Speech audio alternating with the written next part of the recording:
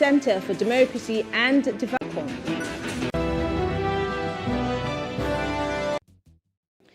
The crisis of leadership in the ruling All Progressive Congress A.P.C. took a turn for the worse following support groups of the party. Now, the Progressive Youth Movement PYM has named its leader, Prince Mustafa AUDU, as chairman of the new CECPC, with mandate to conduct the party's national convention come February the 26th of 2022. Well, joining us to discuss this is a former member of the Lagos State House of Assembly, Honorable Babatunde Ogala. He is SAN and political analyst. I'm going to start with you, Mr. Ogala, because you are a member of the All Progressive Congress State Axis. Well, I'm not in a position to tell you what exactly could be responsible for whoever feels disaffection. Of course, politics is a contest of a lot of factors that come into play, including the power play. And perhaps in Zamfara, from what I read in the papers, a faction feels dissatisfied.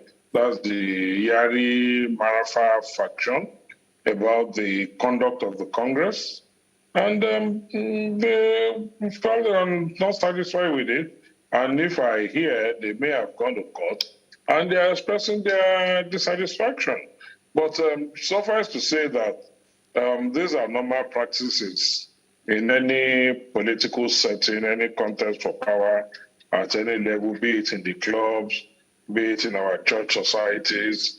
People would always agree and somewhere along disagree, and I'm sure somewhere along the line they will also find one way or the other to resolve their differences. I can only speculate on what I've read in the paper party at the various levels or through the courts would find a way to resolve these disagreements. Many have speculated that this infighting is as a result of positions that people are positioning themselves for a higher office. We all know that Mr. President gave a nod to the party to conduct its convention come February. And the CECPC has had its issues over plugging loopholes to avoid court. Also aligned with the view I share, also being a past national legal advisor of the party, I recall also spoke about. Simply put, what we advised was that the party should be run in accordance with its constitution. Is that being done as we speak? Well, I'm not in a position to tell you from outside, but from what I've seen, it would appear our advice either is drawbacks within the party. Now we also know that there are issues that over the heart of A.P.C, who controls the BUNI as a factor in that battle, and also Marafa. There have been several interpretations of what has been going on involving also the leading opposition party. So within that context, one is likely going to conclude that it seems the Zamfara case is getting more complex. Therefore, it may not necessarily get resolved as expected or as hoped, either by the courts or through that the party leadership will be able to resolve this issue, simply because BUNI at the party by the courts in Zamfara State suffered. This was also as a result of disagreements within the party. Now we're here in 2021, where the party's convention is a few months away from now. Should the A.P.C have not learned something from what happened in 2019? Let's not forget, almost the same thing happened in Rivers State, and it's still brewing as we speak. The party at some point said that they were going to, the A.P.C Reconciliation Committee had assured members that there was going to be fair hearing in order to be able to deal with this issue. But months down the line, it seems that nothing has been done. And just as you have said, it might continue to linger. But does that mean that this might cost the A.P.C again some seats, if not all, in Zamfara State come 2023? Well, we should always understand that there's opposition parties in the country, even within the same party, despite the fact that we knew what happened in Zamfara, how they lost Zamfara the last election. We also saw the problem in Rivers and all that. But in the way of politicians, that is not an issue. For them, it's a battle lost, only to get ready for another battle another day. And that is how our politicians view the issues like that. They seem so, there seems to be so deep-seated division in a way that, like many other party members or many observers, that look, have you not learned anything? When ego comes into it, then it becomes a different game.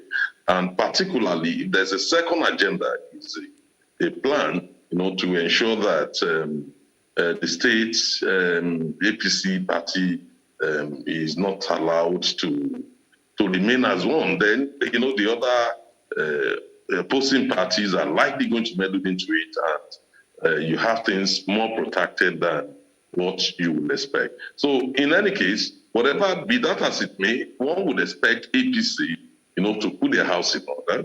You would have some areas where this would be possible. It's the same story with PDP. You soon begin to hear the same story about PDP, the infighting within the party and the inability of the national leadership to put it together.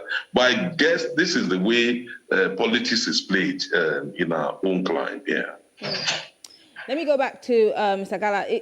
Of course, again, as a party member, it's interesting, just as Mr. Showman has said, the intrigues and the intricacies and how politicking takes place within the different political parties. But the A.P.C rose to power by a coalition movement of sorts, coming together with people and agreeing on a particular thing, and that's why the A.P.C was birthed. Now, 2023 is around the corner. Campaign season is next year. And there, like I said, teething problems that should not be, again, resurfacing, but we're seeing it over and over again. I want to take you to Rivers State, the case between the Magnus Abe faction and the Minister of Transportation, Rotimi Amechi's faction. Are you still there, Mr. Gala? The question, please. Well, I was talking about the fact that there seems to be a repeat of what's been happening over the years, especially for the case of Zamfara, and what to do to address these issues. You said, Mr. President may not step into the matter, but what must they do in order not to lose all of these seats come 2023? Yes, I think we should not forget one thing, that difference. So having, marched together, it then became, over a period of time, we began to see, some trends. We began to see people developing along the lines of whether you are from the Action, ACN, Action Congress faction of the party, or from the CPC faction of the party. Even presidential decisions were being interpreted along. We are now having a different situation where the leadership of the party at some states, have not been able to breach, the gaps. And this has led to intense, repeatedly intense division and loss of power in those states, in Rivers and in Zamfara. So the question is, like you asked, what needs to be done to ensure that we do not have a repeat of what has been diffused themselves from the party? They seem to have gotten to a point of no return. Then to resolve the problem. Until then, I cannot see this issue being resolved, because the issue of primaries will also further deepen their division. Yeah. So, at the end of the day, one can only hope that once a presidential candidate emerges, it will begin the process of reconciling all the factions. And how's the party supposed to get to that point? Because, of course, the primaries, whether everywhere you look, there seems to be some parallel congresses holding.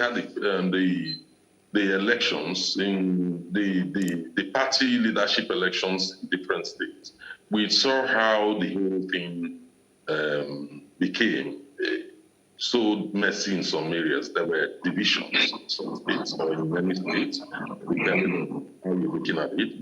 Some of it are reconcilable, and some may not be reconcilable. Some of them are people who are opposed to each other within the same ruling party over a long period of time.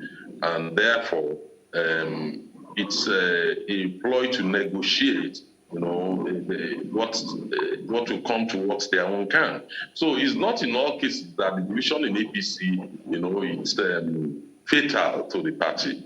Some is a part of the process of political bargaining amongst political actors. So membership has to be the reality in my view. Okay. I cannot see how that would be terminal for A.P.C. All right, in closing, I think we have Babatunde Ogala back here. Quickly, I'll just wrap up the show with you, sir. Unfortunately, the internet cut you off. I was asking Mr. Showumi about the A.P.C in Lagos. We remember the last primaries that were held. We saw parallel primaries. How united or how in agreement is the A.P.C in Lagos State, being that the leader of the party, the national leader of the party, hails from Lagos? Well, for A.P.C Lagos, which I belong, honestly, yes, we hear some, like in every setting in all political gatherings, there will always be disaffection, there will always be complaints, there will always be people who will say, so far, I have not heard or seen anybody who has, because of all of this, the thought of having the party disintegrated. It's just been complaints. And what are the basic complaints in Lagos? We want to be integrated. We are not being carried along. What Yorubas will possibly call it, I say, they are just people who feel, okay, just pull us together. So for Lagos, I do not. We've had by-elections. We just recently had local government elections just a few months ago. And we just also had our ward, local government, and state congresses. So for A.P.C Lagos, I can assure you it is as together can be. Okay. It is as strong as it will always be, and it's been working assiduously preparing for the next round of election. Okay. In Lagos A.P.C, you can take that to the bank. We do not have any major crisis or anything that is threatening us that is insurmountable. Okay. Like I said, we will always have grumblings, we will always have defections, we will always have complaints, we will always have opposition. Even those who you may consider or you may think are disenchanted, none of them is even threatening to sabotage the party. None of them is saying, I'm leaving the party. Okay. None does so. And right. None is taking any step to sabotage the party. None of them is even contesting anything in any court of law. Okay. Anything that we're doing. Well, we have to go. Thank you very much, Babatunde Ogala, SAN, and Biadu Shomi, political analyst, former House of Assembly member, by the way, Honorable Babatunde Ogala. Thank you very much for being here. Biadu Shomi is a political analyst. Thank you so much, gentlemen, for being part of the conversation. Thank you. Well, we'll take a quick break, and when we return, the disbursement of the Davido 250 million naira orphanage support fund has commenced. Only government-approved orphanages qualify to register via the link on your screen. Registration opens at 11:59 p.m. on Monday, the 29th of November, 2021. Registration closes at 11:59 p.m. on Thursday, the 2nd of December, 2021. For more information, please contact davido.orphanagedonations@gmail.com. This is supported by PlusTvAfrica. Hello and welcome. It's Nimasa This Week, the voice and promotion of matters and environment.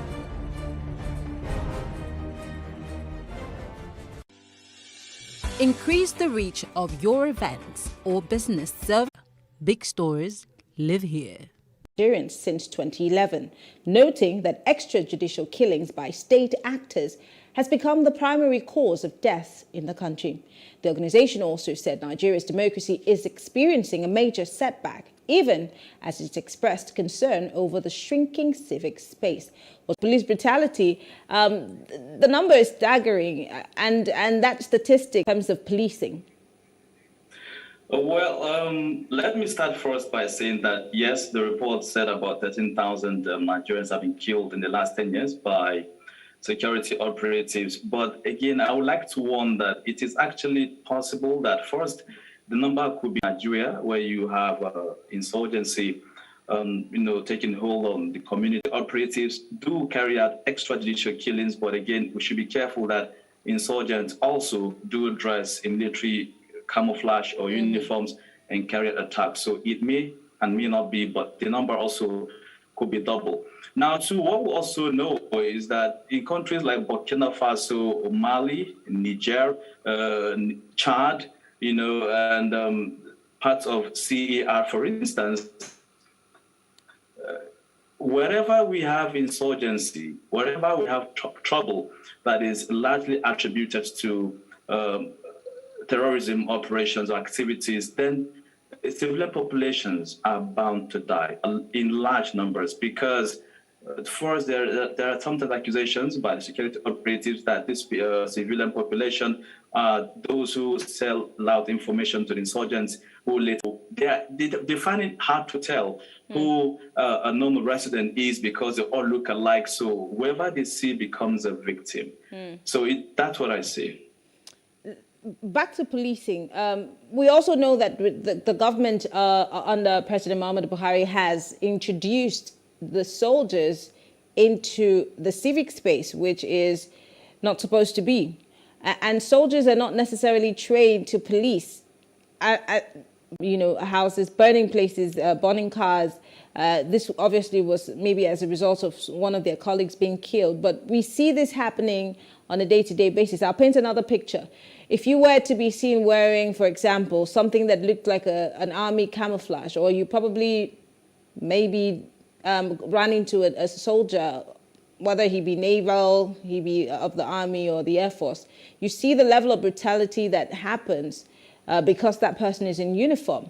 Again, I ask, why do you think that level of high-handedness happens? A protest, a scene of protest, get windshields and where the limitations and there be assigned national responsibility. You have to of security operatives. Talking about prosecution, talking about you said something about us being educated enough to know our rights. A couple of people do be allowed to hold sway. That does the law really work? Even if you are very equipped and you know your rights, do those rights hold water? Oh, this is a very big question now being put on the hot seat. Okay, first off, I guess we have laws that exist to protect both the people that the government serves and those who serve us. Hassan, can you hear me? I think that we lost you there for a second, but Hassan, can you hear me? If you can hear me. I think that we have a little problem. I think we lost that audio. Abdullahi, can you hear me? Yeah, I can hear you loud and clear. We lost you for a second, but go ahead. Okay, so what I was saying actually is that the laws do exist in Nigeria, but they are not there to protect an average Nigerian, So you have the police policing the population, but nobody is policing the police. And that's the problem.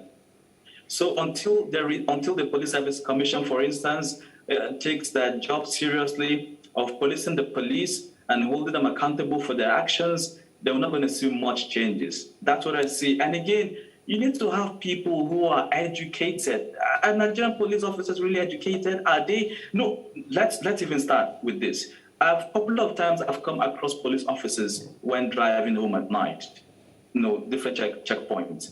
They smell like breweries. They are drunk. And how can they would only be working, but it's the other it have the best policing. With the sole mandate or purpose of policing the police failed to carry out its mandate or duties, then as a civil society, we also have other institutions that are supposed to interface, in some of these instances for us. And that still goes down to the fact that we need to be educated, know some of the commissions that we do have in the country and what their mandates, responsibilities, duties, and missions are. If we have this knowledge, then we can by far beat the system, because of course the Police Service Commission will always protect the interests of the police. They don't want to be seen as doing anything bad or violating human rights. But this is it. You have the National Human Rights Commission, and I guess they have branches across the 36 states of Nigeria. You have the Public Complaints Commission. I mean, just to mention these two for now, and in all of them, they have the legal departments. If, I guess, people will learn to use these commissions to employ their services, this can be reduced. Now you're talking about the National Assembly. I don't see the National Assembly of Nigeria really protecting the interests of Nigerians. Oh, no, I don't, because if they do... Abdullahi, I think that we're losing you, but I want to say thank you quickly. Abdullahi Hassan is a journalist with WADR in Senegal. Thank you very much for speaking with us. We'll take a quick break now on Plus Politics and bring you the thoughts of Nigerians as to how we can deal with the issue of police brutality.